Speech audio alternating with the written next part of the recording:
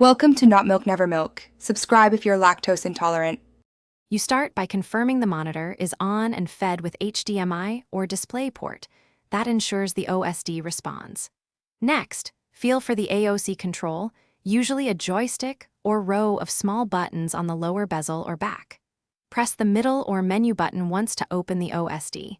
This is the only built-in way to change brightness reliably. Once the OSD appears, navigate with the joystick or arrow buttons to reach the brightness/contrast menu.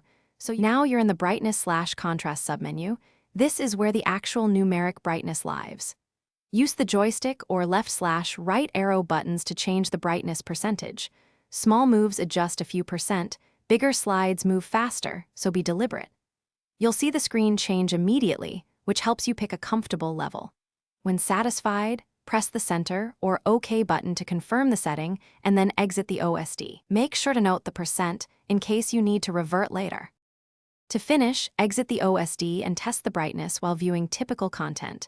That confirms the setting across inputs.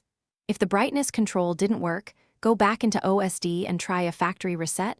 Sometimes settings lock after a firmware hiccup.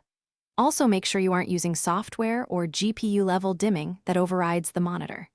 If the monitor still won't change brightness, swap the cable and input. If it remains stuck, contact support, but usually an OSD reset fixes it. Thanks for watching. If this was helpful, leave a like and consider subscribing. See you next time.